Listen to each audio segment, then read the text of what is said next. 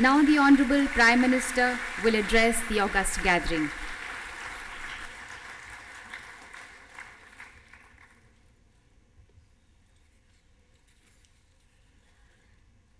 मंत्रिपरिषद के मेरे साथी वित्त मंत्री श्रीमान Arun Jaitley ji, labour and employment के मंत्री श्रीमान बंडारू दत्तात्रेय जी, वाइस चेयरमैन श्रीमान बैजनाथ राय जी, श्री राजन जी, श्री कैप्टन अभिमन्यु जी, सचिव श्रीमान शंकर अग्रवाल जी, सभी श्रमिक संगठनों के प्रतिनिधि, उद्योग जगत के प्रतिनिधि और केंद्र और राज्य के भिन्न भिन्न सरकारों के प्रतिनिधि बंधुगण, ये भारत की श्रम संसद है और एक लंबे अरसे से हमारे देश में त्रिपक्षीय वार्ता का सिलसिला चला है। एक प्रकार से ये त्रिपक्षीय वार्ता के 75 वर्ष पूरे हो रहे हैं। ये अपने आप में एक उज्जवल इतिहास है कि 75 साल का हमारे पास एक गहरा अनुभव है। उद्योग जगत, सरकार एवं श्रम संगठन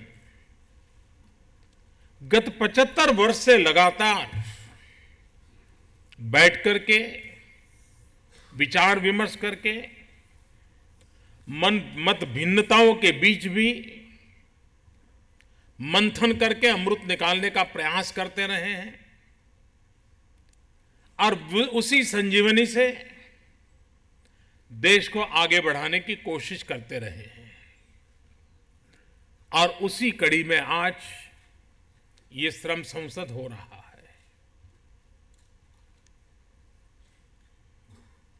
हम सबके लिए प्रेरणा की बात है कि वो समारोह हैं जहां कभी बाबा साहब आम्बेडकर का मार्गदर्शन मिला था।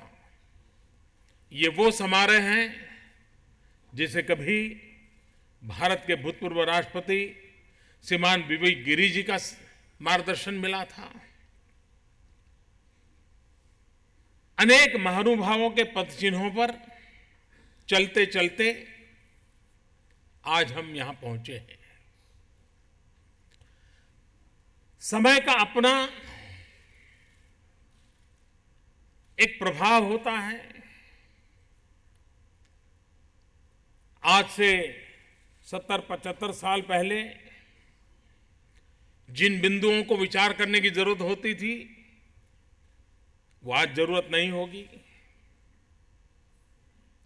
और आज जिन बिंदुओं को विचार करने की आवश्यकताएं हो सकता है 25 साल के बाद वे भी कालबाह्य हो जाएं, क्योंकि एक जीवंत व्यवस्था का ये लक्षण होता है नित्य नूतन, नित्य परिवर्तनशील और अच्छे लक्ष्यों की पूर्ति के लिए एकत्र आके आगे बढ़ना। इस बात में कोई दुविधा नहीं है, इस बात में कोई मतांतर नहीं है कि राष्ट्र के निर्माण में श्रमिक का कितना बड़ा योगदान होता है। चाहे वो किसान हो, मजदूर हो, वो अनऑर्गेनाइज्ड लेबर का हिस्सा हो, और हमारे यहां तो सदियों से इन सबको एक शब्द से जाना जाता है, विश्वकर्मा। विश्वकर्मा के रूप में जिसको जाना जाता है, माना जाता है। और इसलिए अगर श्रमिक रहेगा दुखी तो देश कैसे होगा सुखी।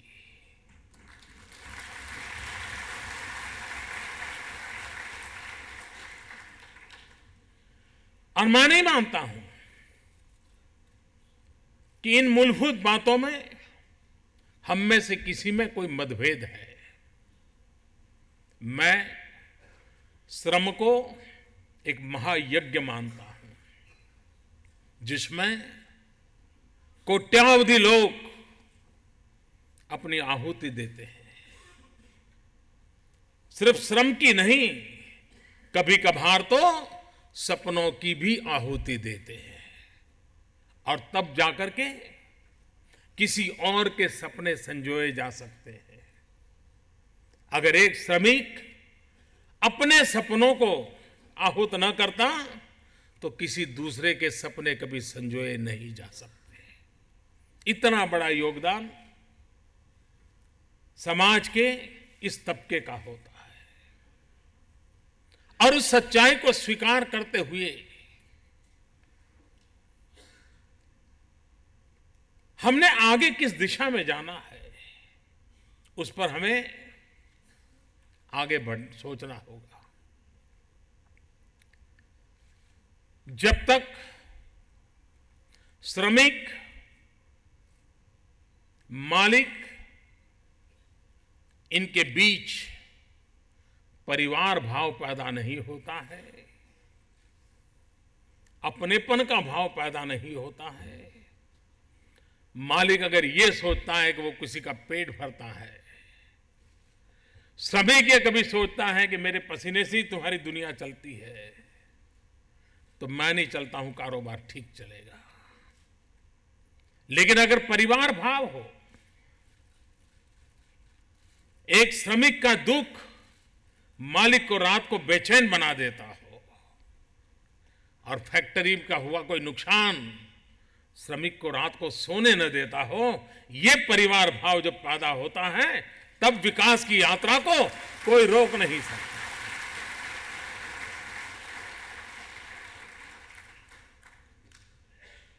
और ये जिम्मेवारी हम जब निभाएंगे तब जाकर के,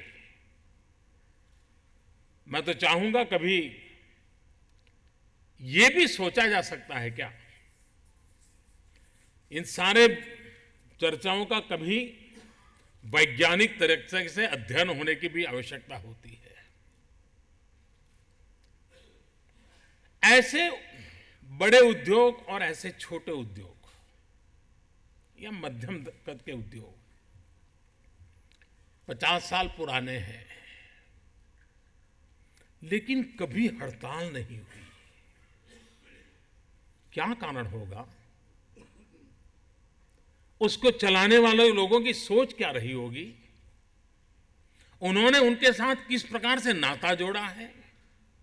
क्या हम आज नए उद्योगकारों को या एस्टैब्लिश उद्योगकारों को उनको ये नमूना दिखा सकते हैं कि हमारे ही सामने, हमारे ही देश में, इसी धरती में ये 50 उद्योग ऐसे हैं कि जो 50 साल से चल रहे हैं, हजारों की तादाद में श्रमिक हैं, लेकिन न कभी संघर्ष हुआ है, न कभी हड़ताल हुई है, न उनकी कोई शिकायत, न उनकी कोई शिकायत है।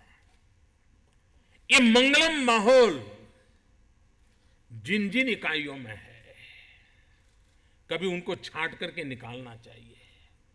और उस मंगलम का कारण क्या है? इस मंगल अवस्था को प्राप्त करने के उनके तौर तरीके क्या है?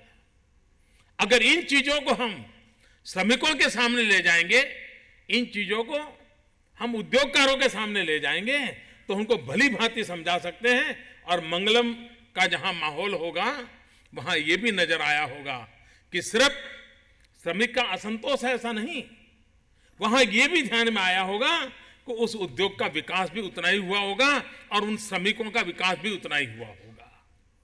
जब तक हम इस भावात्मक अवस्था को आगे बढ़ाने की दिशा में प्रयास नहीं करते हैं और जो सफल गाथाएं हैं उन सफल गाथाओं को हम उजागर नहीं करते हैं, मैं नहीं मानता हूं कि हम सिर्फ कानूनों के द्वारा बंधनों को लगाते लगाते समस्याओं का समाधान कर पाएंगे। हाँ, कानून उनके लिए जरूरी है कि जो किसी चीज को मानने को तैयार नहीं होते हैं।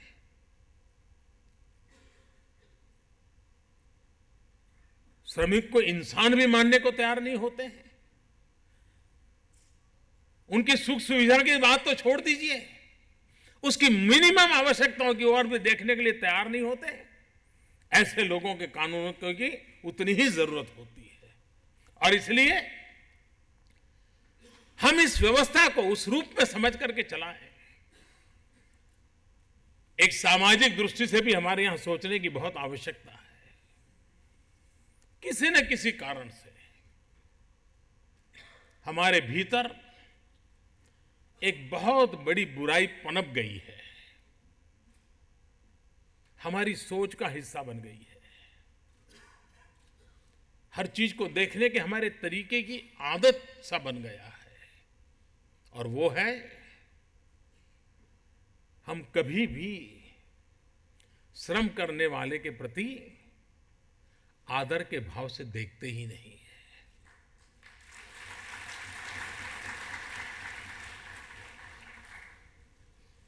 कोई बढ़िया कपड़े पहन करके हमारे दरवाजे की घंटी बजाएं दोपहर 2 बजे, हम आराम से सोए हो, वो कोट पैंट शूट पहन करके आए और घंटी बजाए, तो हम नींद खराब हो गई होगी, दरवाजा खोलेंगे, जैसा ही उसको देखें, अरे आइए आइए, कहाँ से आए, कौन है, क्या काम था, बैठिए बैठिए।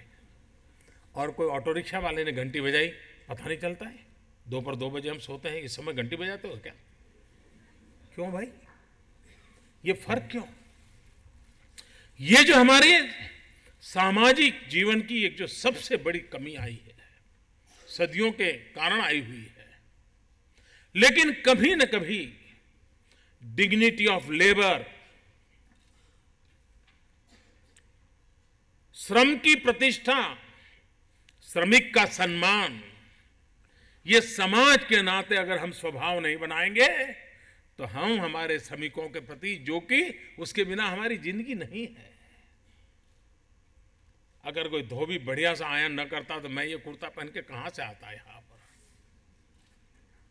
और इसलिए जिनके भरोसे हमारी जिंदगी है, उनके प्रति सम्मान का भाव, ये सामाजिक चरित्र कैसे पैदा हो, उसके लिए हम किस प्रकार से व्यवस्थाओं को विकसित करें।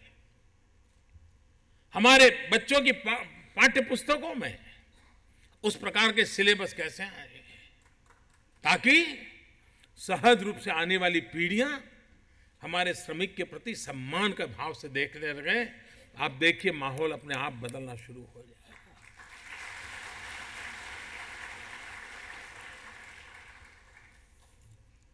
हमारी सरकार को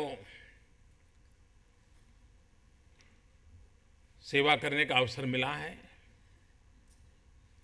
श्रम संगठनों के साथ लगातार बातचीत चल रही है और त्रिपक्षीय बातचीत के आधार पर ही आगे बढ़ रहे हैं। कई पुरानी गुत्थियां हैं, सुलझानी है, और मुझे विश्वास है कि देश के श्रमिकों के आशीर्वाद से इन गुत्थियों को समझाने में हम सफल होंगे और समस्याओं का समाधान करने में हम कोई न कोई रास्ते खोलते चलेंगे। और सहमति से कानूनों का भी परिवर्तन करना होगा, कानूनों में कोई जोड़ना होगा, कुछ निकालना होगा, वो भी सहमति से करने का प्रयास करते ही रहना चाहिए। निरंतर प्रक्रिया चलती रही है, आगे भी चलती रहने वाली है। कोई भी सरकार आए, ये कोई आखिरी कार्यक्रम कभी होता नहीं है। और इसलिए मैं समझता हूँ कि इस प्रक्रिया का अपना महत्व है। मेरा विश्वास रहा है, मिनिमम गवर्नमेंट, मैक्सिमम गवर्नेंस। और इसलिए ये जो कानूनों के ढेर है, कानूनों का ऐसा कहीं खो जाए इंसान, पता नहीं इतने कानून बनाए के रखे हुए, और हर एक को अपने फायदे वाला कानून ढूंढ सकता है, ऐसी स्थिति है आज। हर कोई उद्योगकार एक ही कानून में से उद्योगकार को अपने मतलब का निकालना है तो वो भी निकाल सकता है, श्रमिक संगठन को निकालना है तो वो भी निकाल सकता है, और सरकार को निकालना है तो वो भी निकाल सकते हैं।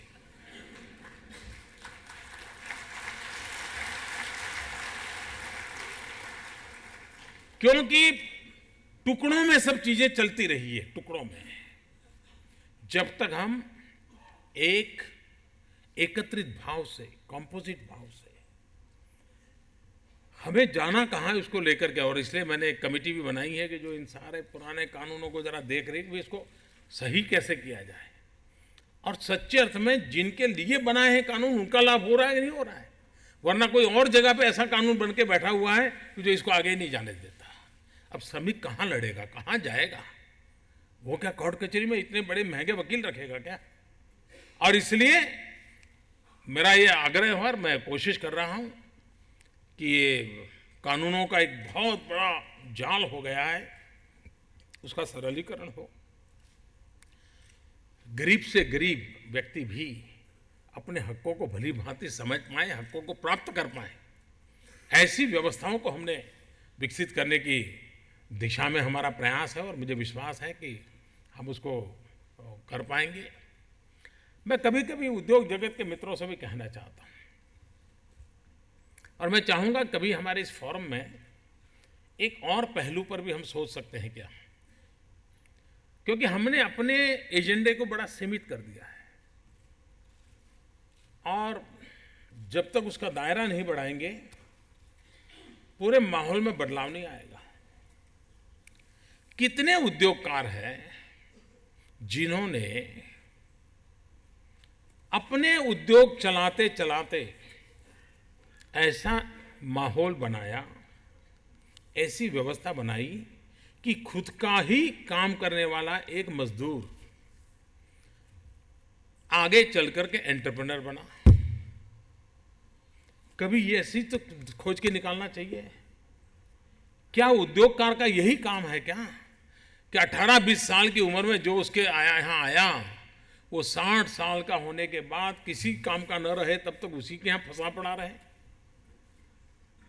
क्या ऐसा माहौल को सिर्फ उसने बताया कि भाई हाँ ठीक है वो मेरे यहाँ मजदूर के नाते आया था, लेकिन मैंने देखा कि भाई उसमें बहुत बड़ी क्षमता है, टैलेंट है, थोड़ा मैं उसको सहारा दे दूं, वो अपने आप में एक एंटरप्रेन्योर बन सकता है, और मैं ही एक आध पुर्जा बनाएगा तो मैं खुद खरीद लूंगा जो मेरी फैक्ट्री के लिए जरूरी है, तो एक अच्छा एंटरप्रेन्योर तैयार हो जाएगा। कभी न कभी हमने सोचना चाहिए हमारे देश में छोटे और मध्यम या बड़े उद्योगकार कितने हैं कि जो हर वर्ष अपने ही यहाँ काम करने वाले कितने मजदूरों को उद्योगकार बनाया हो, एंटरप्रेन्योर बनाया हो, सप्लायर बनाया हो, कितनों को बनाया। कभी ये भी तो हिसाब लगाया जाए। उसी प्रकार से हमने देखा है कि आईटी फर्म, उसके विकास का मूल कारण क्या है? आईटी फर्म के विकास का मूल कारण यह है कि उन्होंने अपने एम्प्लॉय को यह कहा कि कुछ समय तुम्हारा अपना समय है, तुम खुद सॉफ्टवेयर विकसित करो, तुम अपने दिमाग का उपयोग करो, और ये मोटिवेशन के कारण सॉफ्टवेयर की दुनिया में नई नई चीजें वो लेकर के आए, फिर वो कंपनी की बनी और बाद में जाकर के वो बिकी, अवसर दिया गया। हमारे इतने सारे उद्योग चल रहे हैं, मैन्युफैक्चरिंग का काम करते हैं, केमिकल एक्टिविटी का काम करते हैं, क्या हमने हमारे यहाँ इस टैलेंट को इनोवेशन के लिए अवसर दिया है क्या? क्या उद्योगकारों को पता है क्या कि जिसको आप अनपढ़ मानते हो, जिसको आप अनस्किल्ड लेबर मानते हो, उसके अंदर भी वो ईश्वर ने ताकत दी है कि वो आपकी फैक्ट्री में एक आध चीज ऐसी बदल देता है कि आपकी प्रोडक्ट की क्वालिटी इतनी बढ़ जाती है, बाजार में बहुत बड़ा मार्केट खड़ा हो जाता है, आप फायदा तो ले लेते हो लेकिन उसके इनोवेशन स्किल को रिकॉग्नाइज नहीं करते हो। मैं मानता हूं हमारे उद्योगकारों ने अपने जीवन में, और सरकारों ने भी और श्रम संगठनों ने भी पूछना चाहिए कि कितने उद्योगकार हैं, कितने उद्योग हैं कि जहां पर इनोवेशन को बल दिया गया है। हर वर्ष से कम एक नया इनोवेटिव काम निकलता है क्या? हमारे यहाँ सेना के विशेष दिवस मनाए जाते हैं, आर्मी का, एयरफोर्स का, नेवी का। राष्ट्रपति जी, प्रधानमंत्री सब जाते हैं, एट होम करते हो। तो मैं पिछली बार जब हमारे सेना के लोगों के पास गया तो मैंने उनको कहा, भाई ठीक है, ये आपका चल रहा है कि यही चलाते रहोगे क्या? हम आते हैं 30-40 मिनट वहाँ रुकते हैं, चाय पान होते हैं, फिर चले जाते हैं। तो मैंने कहा मेरा एक सुझाव है, अगर आप कर सकते हो तो बोले क्या है साहब? मैंने कहा क्या फौज में ऐसे छोटे छोटे लोग हैं क्या? सिपाही होंगे, छोटे लोग होंगे, लेकिन उन्होंने काम करते करते कोई न कोई इनोवेशन किया है जो देश की सुरक्षा के लिए बहुत काम आता है। उसने नया आइडिया, क्योंकि वो फील्ड में है, उसको पता रहता है कि इसके बजाय ऐसा करें तो अच्छा होगा। मैंने ये कहा तो फिर हमारे आर्मी के लोगों ने ढूंढना शुरू किया। बहुत ही कम समय मिला था, लेकिन कोई 12-15 लोगों को ले आए वो। और जब उनके इनोवेशंस मैंने देखा, मैं हैरान था। सेना के काम आने वाली टेक्नोलॉजी के संदर्भ में, कपड़ों के संबंध में, इतने बारीक छोटी छोटी चीजों में उन्होंने बदलाव ला करके बताया था। अगर इसको हम मल्टीप्लाई करें तो सेना के कितना बड़ा काम आएगा, राष्ट्र की रक्षा के लिए कितना बड़ा काम आएगा। लेकिन उस आखिरी इंसान की तरफ देखता कौन है जी? उसकी क्षमता को कौन स्वीकार करता है? मुझे ये माहौल बदलना है कि मेरे उद्योगकार मित्र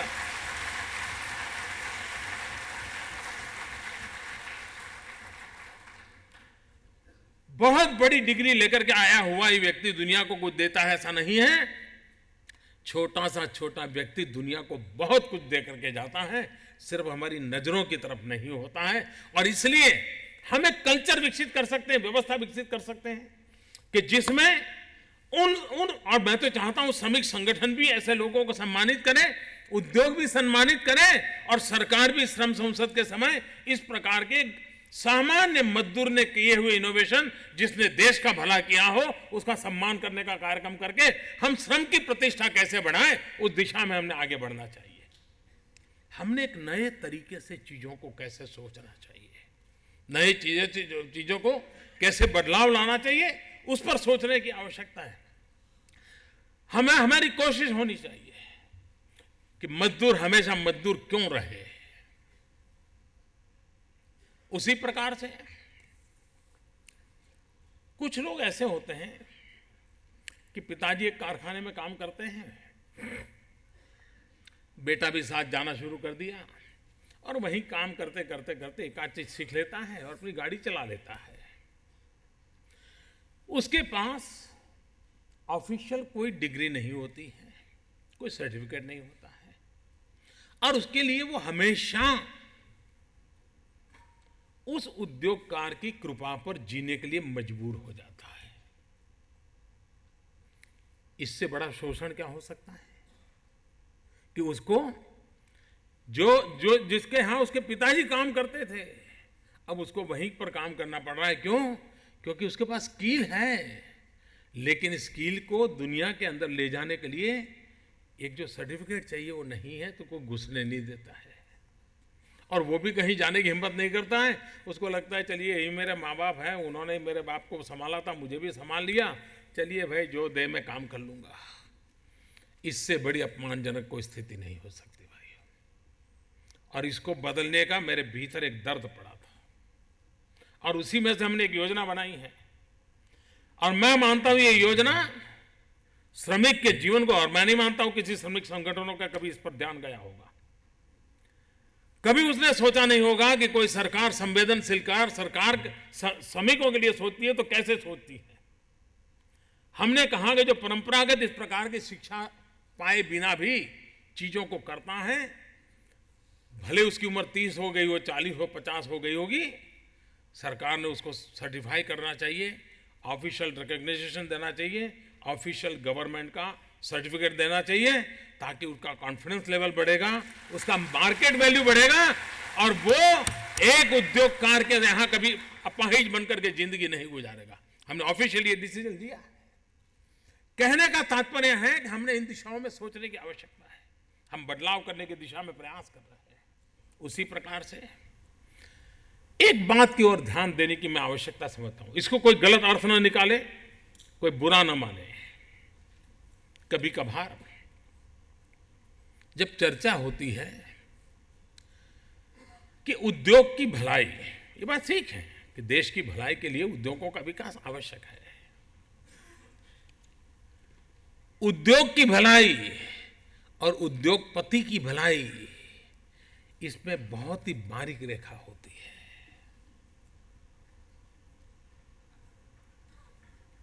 देश की भलाई और सरकार की भलाई, इसमें बहुत बारीक रेखा होती है।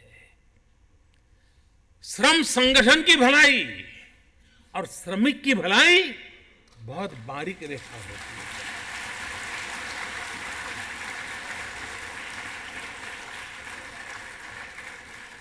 और इसलिए इस बारीक रेखा की नजाकतों को कभी कभार उद्योग बचाना चाहते हैं, लेकिन सचमुच में कभी कभार हम उद्योगपति को बचा लेते हैं। कभी कभार हम बात तो कर लेते हैं देश को बचाने की, लेकिन कोशिश सरकारों बचाने की करते हैं। और उसी प्रकार से कभी कभार हम बात श्रमिक की करते हैं, लेकिन हम कोशिश हमारे श्रम संगठन की सुरक्षा की करते हैं। हम तीनों पार्टनर यहां बैठे हैं, और तीनों ने इस बारीक रेखा की मर्यादाओं को स्वीकार करना होगा, लेटर एंड स्पिरिट में स्वीकार करना होगा। तब मैं मानता हूं श्रमिक का भी भला होगा, देश के उद्योग के विकास की यात्रा भी चलेगी और देश का भी भला होगा। सरकारों की भलाई के लिए नहीं चलता है।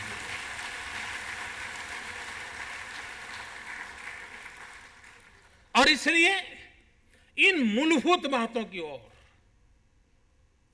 हम कैसे मिल बैठ करके एक सकारात्मक माहौल बनाने के भी 10 कदम हो सकते हैं, श्रमिक की भलाई के 10 कदम हो सकते हैं, आवश्यक है तो राष्ट्र को आगे बढ़ाने के भी 10 कदम हो सकते हैं, वो भी उसके साथ साथ आना चाहिए। जब तक हम इन बातों को संतुलित रूप से आगे नहीं ले जाएंगे, तब तक हम माहौल बदलने में सफल नहीं होंगे। और मुझे विश्वास है कि आज की श्रम संसद में बैठ करके हम लोग उस माहौल को निर्माण करने की दिशा में आगे बढ़ेंगे।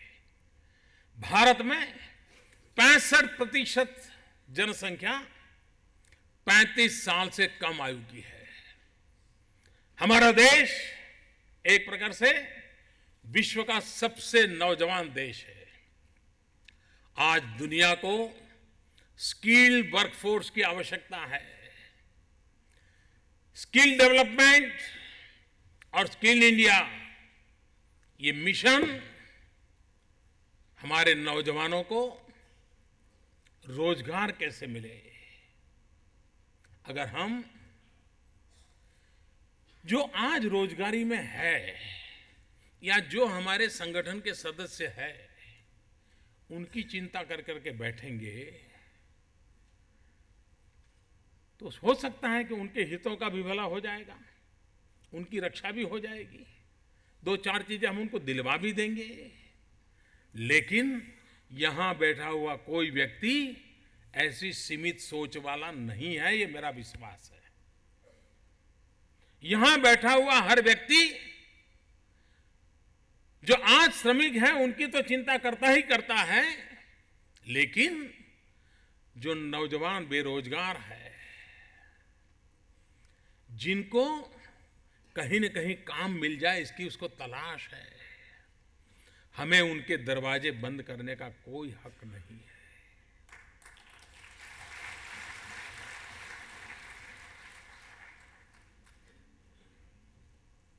जब तक हम हमारे देश के और नौजवानों को रोजगार देने के लिए अवसर उपलब्ध नहीं कराएंगे, तो हम जाने अनजाने में गरीब का कहीं नुकसान तो नहीं कर देंगे। हो सकता है वो आज गरीब है, श्रमिक नहीं बन पाया है, वो दरवाजे पर दस्तक दे रहा है, और इसलिए सरकार ने एक इनिशिएटिव लिया है अप्रेंटिसशिप को प्रोत्साहन देना। हमें जानकर के हैरानी होगी, हम सबको लगता है हमारा देश आगे बढ़ना चाहिए, और कभी पीछे रहता है तो हम ही लोग कहते हैं देखो बातें बड़ी करते थे, वो तो यहां पहुंच गया, ये तो यहाँ रह गया, ये हम करते ही हैं। लेकिन जो पहुंचे हैं आज चीन के अंदर, जो कि साम्यवादी विचार से चलने वाले मूलभूत तो लोग हैं, चीन के अंदर 2 करोड़ अप्रेंटिसशिप पर लोग काम कर रहे हैं। चीन के अंदर, जापान में 1 करोड़ लोग अप्रेंटिसशिप में काम कर रहे हैं। जर्मनी बहुत छोटा देश है, हमारे देश के किसी राज्य से भी छोटा देश है, वहां पर 30 लाख लोग अप्रेंटिस के रूप में काम कर रहे हैं। लेकिन मुझे आज दुख के साथ कहना चाहिए 125 करोड़ का हिंदुस्तान, सिर्फ 3 लाख लोग अप्रेंटिसशिप पर काम कर रहे हैं। मेरे नौजवानों का क्या होगा, मैं पूछना चाहता हूं। मैं सभी श्रमिक संगठनों से पूछना चाहता हूं, क्या इन नौजवानों को रोजगार मिलना चाहिए कि नहीं मिलना चाहिए? इन नौजवानों के लिए अवसर खुलने चाहिए कि नहीं खुलने चाहिए? और भारत को आगे बढ़ाना है तो हमारे स्किल को काम में लाने के लिए ये हमें अवसर देना पड़ेगा। सरकारों ने, उद्योगकारों ने भी सोचना होगा, इसलिए कि कानून के दायरे में फंस जाएंगे, इसलिए कोई अप्रेंटिसशिप किसी को देनी नहीं, किसी नौजवान को अवसर नहीं देना। ये उद्योगकार जो दरवाजे बंद करके बैठे हैं, मैं नहीं मानता हूं ये लंबे अरसे तक दरवाजे बंद करके बैठ पाएंगे। देश का नौजवान लंबे अरसे तक इंतजार नहीं करेगा।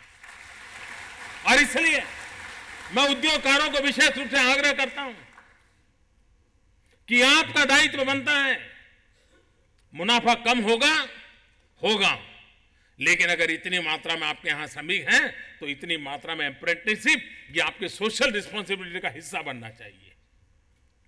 और इस प्रकार से क्या हम सपना नहीं दे सकते? 2 करोड़ कर न पाए, ठीक है, जब कर पाएंगे। अभी कम से कम 3 लाख में से 20 लाख अप्रेंटिसशिप पर जा सकते हैं हम। क्या कम से कम इतना तो करें? करोड़ों नौजवानों को रोजगार चाहिए, कहीं से तो शुरू करें। और इसलिए मैं चाहूंगा कि जो श्रमिक आज हैं उनकी चिंता करने वाले लोगों का ये भी दायित्व है कि जिनकी श्रमिक बनने की संभावना है उनकी जिंदगी की भी चिंता उस नौजवान की भी करने की आवश्यकता है जो गरीबी है। पिछले 16 अक्टूबर को हमने श्रमेव जयते के अभियान की शुरुआत की थी। यह सर्वांगीण प्रयास है हमारा। जिन सुधारों की शुरुआत हमने की उनकी प्रगति आप सबके नजर में है। यूनिवर्सल अकाउंट नंबर यूएएन, इसके माध्यम से प्रोविडेंट फंड के अकाउंट पोर्टेबल हो गए हैं, बल्कि लगभग 4 करोड़ 67 लाख मजदूरों को डिजिटल नेटवर्क के प्लेटफॉर्म का ऑलरेडी लाभ मिलना शुरू हो गया है। पीएफ की ऑनलाइन लाभ ले सक रहा है। ये चीजें नहीं थी, इन चीजों का वो लाभ ले रहा है। यही तो श्रमिक को एम्पावर करने के लिए टेक्नोलॉजी का सदुपयोग करने का प्रयास किया। जब हम सरकार में आए, हमारे देश में कई लोग ऐसे थे कि जिनको 50 रुपये पेंशन मिलता था, 80 रुपया पेंशन मिलता था, 100 रुपया पेंशन मिलता था। कुछ लोग तो पेंशन लेने के लिए जाते नहीं थे क्योंकि पेंशन से ऑटो रिक्शा का खर्चा ज्यादा होता था। इस देश में करीब करीब 20 लाख से अधिक ऐसे श्रमिक थे जिनको 50 रुपया, 100 रुपया, 200 रुपया पेंशन मिलता था। हमने आकर के बहुत बड़ा आर्थिक बोझ लगा है, सबके लिए मिनिमम पेंशन 1000 रुपया कर दिया। मैं आशा करता हूं कि हमारे श्रमिक संगठन ये हमारा जो प्रोएक्टिव इनिशिएटिव है उसके प्रति भी उस भाव से देखें ताकि हम सबको मिलकर के दौड़ने का आनंद आ जाए, 4 नई चीजें करने का उमंग आ जाए, क्योंकि हमें चलना वही है। और मैं मानता हूं अगर इस देश में इतने सारे प्रधानमंत्री हो गए होंगे, लेकिन श्रमिकों का किसी एक प्रधानमंत्री पर सबसे ज्यादा हक है तो मुझ पर है, क्योंकि मैं उसी बिरादर से निकल के आया हूं। मैंने गरीबी देखी है और इसलिए गरीब के हाल को समझने के लिए मुझे कैमरामैन को लेकर के जाने की जरूरत नहीं पड़ती है। मैं उसको भली भांति समझ पाता हूं। और इसलिए जो बातें मैं बता रहा हूं, भीतर एक आग है, कुछ करना है। गांव, गरीब, किसान, मजदूर, वंचित, दलित, पीड़ित, शोषित, उनके लिए कुछ करना है। लेकिन हर एक के करने की सोच अलग होगी, रास्ते अलग होंगे। हमारी एक अलग सोच है, अलग रास्ते हैं, लेकिन लक्ष्य यही है कि मेरे देश के मजदूर का भला हो, मेरे देश के गरीब का भला हो, मेरे देश के किसानों का भला हो। ये सपने लेकर के हम चल पड़े हैं। और इसलिए जैसे मैंने कहा, हमने अप्रेंटिस एक्ट में सुधार किया, हमने ऑन द जॉब ट्रेनिंग के मौके बढ़ गए हैं, उस दिशा में हमने काम किया है। आज हमने हेल्थ को सेक्टर को ESIC के 2.0 स्कीम को लॉन्च किया है। हम कभी कभार ये तो देखते हैं कि भाई क्या मिलना चाहिए, लेकिन कैसे मिले, मिल रहा है कि नहीं मिल रहा है, उसके लिए न सरकारों को फुर्सत है, न श्रमिक संगठनों को फुर्सत है। उनको तो लगता है देखो यार, कागज पे दिखा दे, ये तुमको दिलवा दिया कि नहीं दिलवा दिया। वो श्रमिक भी बड़ा खुश है, यार मैं इसका मेंबर बन गया हूं, मेरा काम हो गया। मैं इस स्थिति को बदलना चाहता हूं। मैं श्रमिक संगठन और सरकार की पार्टनरशिप से आगे बढ़ना चाहता हूं, कंधे से कंधा मिलाकर के आगे चढ़ना चाहता हूं। और अगर हमने ये अस्पतालों की व्यवस्था को बदलने की दिशा में काम किया, अब छोटा निर्णय है कि भाई हर दिन चद्दर बदलो। अब मुझे बताइए, हेल्थ की दृष्टि से, हाइजीन की दृष्टि से, ये सब जानते हैं कि बदलनी चाहिए, और लोग मानते होंगे बदल, लेकिन हमको मालूम है कि नहीं बदलते। ठीक है, आया है पेशेंट तो आया है। आखिरकार मुझे रास्ता खोजना पड़ा। मैंने कहा हर दिन की चद्दर का कलर ही अलग होगा, पेशेंट को पता चलेगा चद्दर बदली कि नहीं बदली।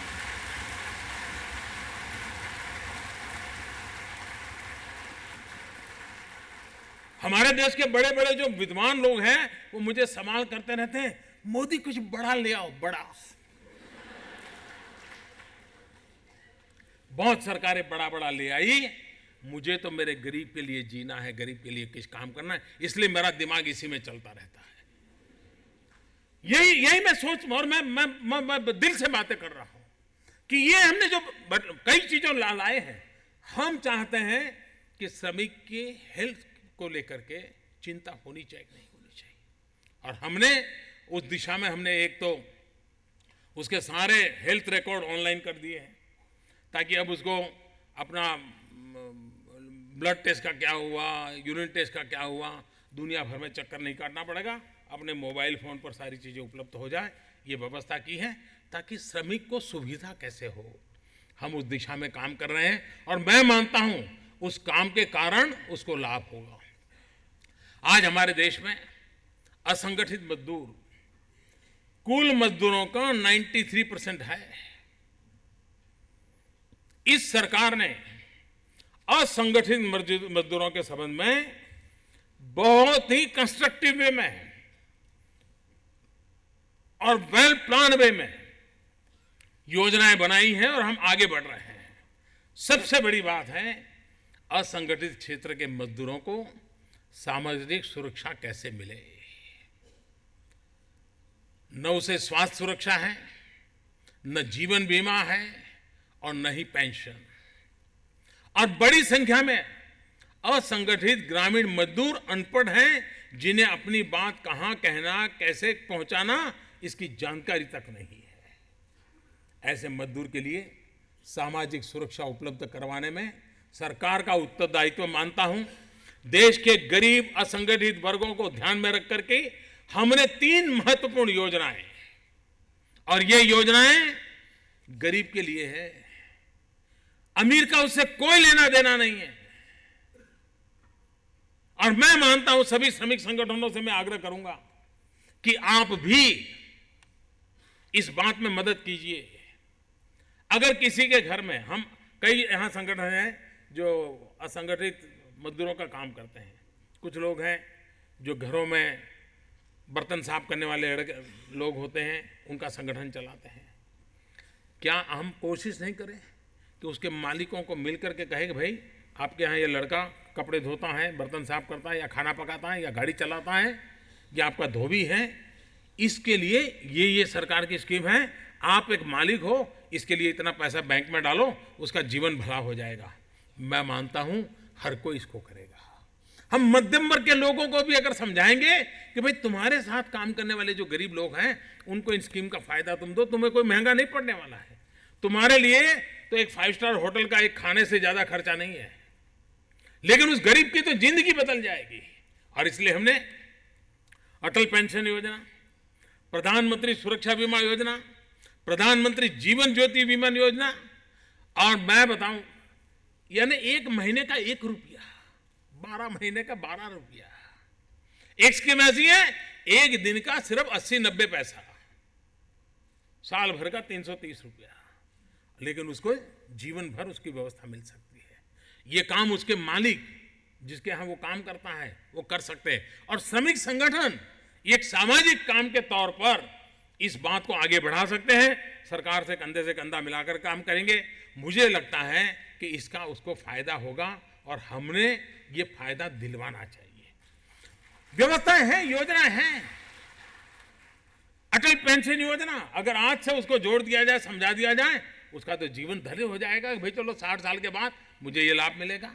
मैं समझता हूं कि हम एक सामाजिक चेतना जगाने का भी काम करें, सामाजिक बदलाव का भी काम करें और उस काम को आगे बढ़ाएंगे तो मैं समझता हूं बहुत सारी बातें हम कर पाएंगे।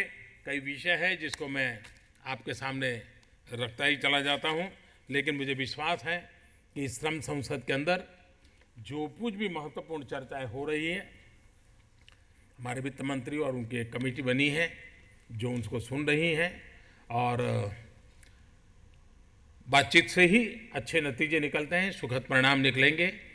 कल भी मेरी श्रम संगठनों के प्रमुख लोगों के साथ मुझे मिलने का अवसर मिला था, उनको सुनने का अवसर मिला था, और मैं भली भांति उनकी बात को, उनकी भावनाओं को समझता हूँ।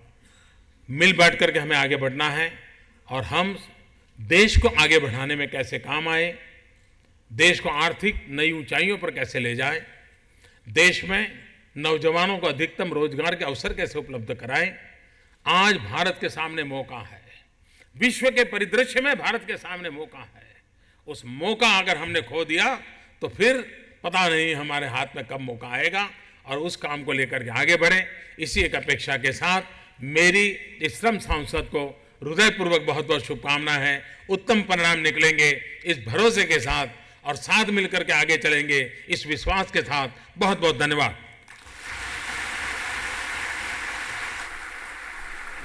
कोटिशः धन्यवाद माननीय प्रधानमंत्री जी।